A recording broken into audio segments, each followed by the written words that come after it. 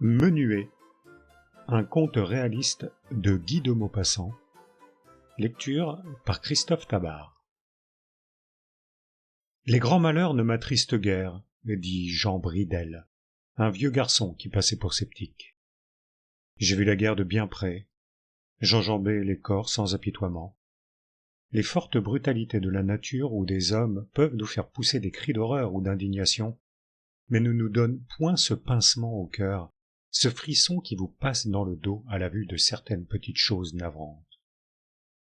La plus violente douleur qu'on puisse éprouver, certes, est la perte d'un enfant pour une mère, et la perte de la mère pour un homme. Cela est violent, terrible, cela bouleverse et déchire. Mais on guérit de ces catastrophes comme des larges blessures saignantes.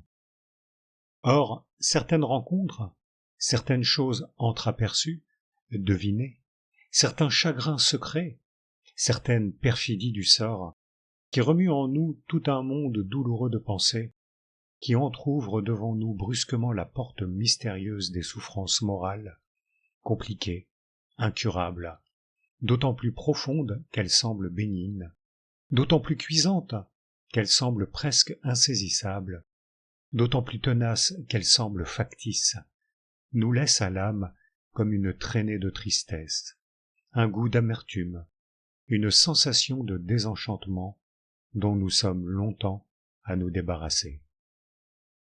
J'ai toujours devant les yeux 2 ou 3 choses que d'autres n'eussent point remarquées assurément, et qui sont entrées en moi comme de longues et minces piqûres inguérissables. Vous ne comprendriez peut-être pas l'émotion qui m'est restée de ces rapides impressions. Je ne vous en dirai qu'une. Elle est très vieille, mais vive comme d'hier. Il se peut que mon imagination seule ait fait les frais de mon attendrissement. J'ai 50 ans. J'étais jeune alors et j'étudiais le droit. Un peu triste, un peu rêveur, imprégné d'une philosophie mélancolique, je n'aimais guère les cafés bruyants, les camarades braillards, ni les filles stupides. Je me levais tôt, et une de mes plus chères voluptés était de me promener seul vers 8 heures du matin dans la pépinière du Luxembourg. Vous ne l'avez pas connue, vous autres, cette pépinière? C'était comme un jardin oublié de l'autre siècle, un jardin joli comme un doux sourire de vieille, et des haies touffues séparaient les allées étroites et régulières, allées calmes entre 2 murs de feuillage, taillés avec méthode. Les grands ciseaux du jardinier alignaient sans relâche ces cloisons de branches, et, de place en place, on rencontrait des parterres de fleurs, des plates-bandes de petits arbres rangés comme des collégiens en promenade, des sociétés de rosiers magnifiques ou des régiments d'arbres à fruits. Tout un coin de ce ravissant bosquet était habité par les abeilles. Leurs maisons de paille, savamment espacées sur des planches, ouvraient au soleil leurs portes grandes comme l'entrée d'un dé à coudre, et on rencontrait tout le long des chemins les mouches bourdonnantes et dorées, vraies maîtresses de ce lieu pacifique, et vraies promeneuses de ces tranquilles allées en corridor. Je venais là presque tous les matins, je m'asseyais sur un banc et je lisais. Parfois je laissais retomber le livre sur mes genoux pour rêver, pour écouter autour de moi vivre Paris, et jouir du repos infini de ces charmilles à la mode ancienne. Mais je m'aperçus bientôt que je n'étais pas seul à fréquenter ce lieu dès l'ouverture des barrières, et je rencontrais parfois, nez à nez, au coin d'un massif, un étrange petit vieillard. Il portait des souliers à boucles d'argent, une culotte à pont, une redingote tabac d'Espagne, une dentelle en guise de cravate, et un invraisemblable chapeau gris à grands bords et à grands poils, qui faisait penser au déluge. Il était maigre, fort maigre, anguleux, et grimaçant et souriant. Ses yeux vifs palpitaient, s'agitaient sous un mouvement continu des paupières, et il avait toujours à la main une superbe canne à pommeau d'or qui devait être pour lui quelque souvenir magnifique. Ce bonhomme m'étonna d'abord, puis m'intéressa outre mesure, et je le guettais à travers les murs de feuilles. Je le suivais de loin, m'arrêtant au détour des bosquets pour n'être point vu. Et voilà qu'un matin, comme il se croyait bien seul, il se mit à faire des mouvements singuliers, quelques petits bonds d'abord, puis une révérence, puis il battit de sa jambe grêle à un entrechat encore alerte, puis il commença à pivoter galamment, sautillant, se trémoussant d'une façon drôle, souriant comme devant un public, faisant des grâces, arrondissant les bras, tortillant son pauvre corps de marionnette, adressant dans le vide de légers saluts attendrissants et ridicules. Il dansait. Je demeurais pétrifié d'étonnement, me demandant lequel des deux était fou, lui ou moi. Mais il s'arrêta soudain, s'avança comme font les acteurs sur la scène, puis s'inclina en reculant avec des sourires gracieux et des baisers de comédienne qu'il jetait de sa main tremblante aux 2 rangées d'arbres taillés. Et il reprit avec gravité sa promenade.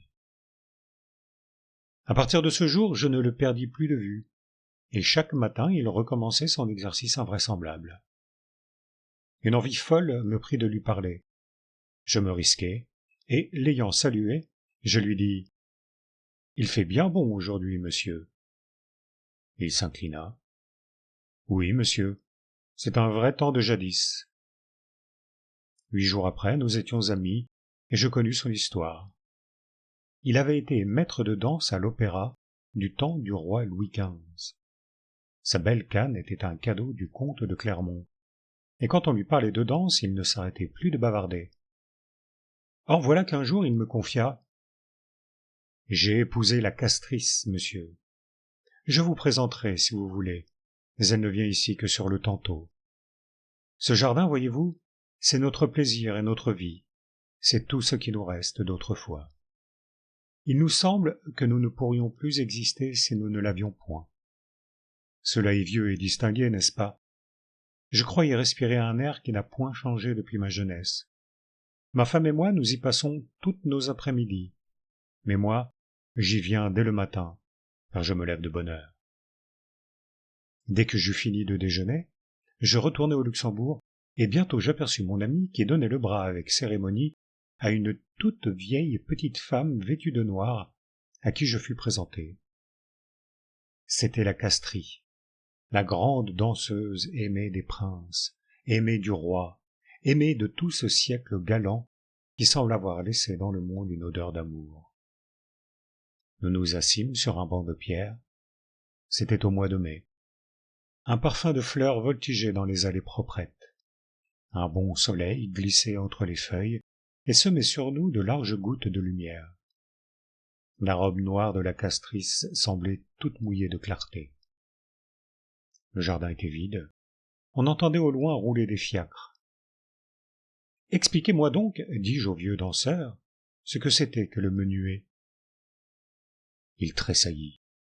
« Le menuet, monsieur, c'est la reine des danses, et la danse des reines, entendez-vous?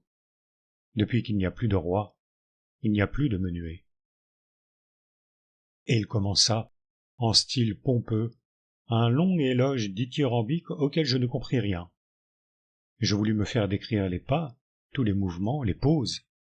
Il s'embrouillait, s'exaspérant de son impuissance, nerveux et désolé. Et soudain, se tournant vers son antique compagne, toujours silencieuse et grave.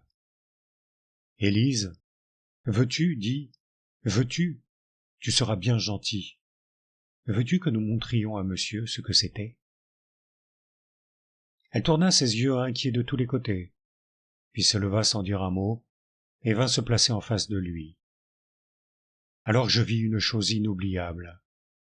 Ils allaient et venaient avec des simagrées enfantines, se souriaient, se balançaient, s'inclinaient, sautillaient pareils à 2 vieilles poupées qu'aurait fait danser une mécanique ancienne, un peu brisée, construite jadis par un ouvrier fort habile, suivant la manière de son temps. Et je les regardais, le cœur troublé de sensations extraordinaires, l'âme émue d'une indicible mélancolie. Il me semblait voir une apparition lamentable et comique, l'ombre démodée d'un siècle. J'avais envie de rire et besoin de pleurer. Tout à coup ils s'arrêtèrent. Ils avaient terminé les figures de la danse. Pendant quelques secondes ils restèrent debout l'un devant l'autre, grimaçant d'une façon surprenante, puis ils s'embrassèrent en sanglotant. Je partais 3 jours après pour la province. Je ne les ai point revus. Quand je revins à Paris 2 ans plus tard, on avait détruit la pépinière. Que sont-ils devenus sans le cher jardin d'autrefois, avec ses chemins en labyrinthe, son odeur du passé et les détours gracieux des charmilles? Sont-ils morts? Errent-ils par les rues modernes comme des exilés sans espoir? Dansent-ils, spectres falots, un menu et fantastique entre les cyprès d'un cimetière, le long des sentiers bordés de tombes, au clair de lune? Leurs souvenirs me hantent, m'obsèdent, me torturent, demeurent en moi comme une blessure. Pourquoi? Je n'en sais rien. Vous trouverez cela ridicule, sans doute.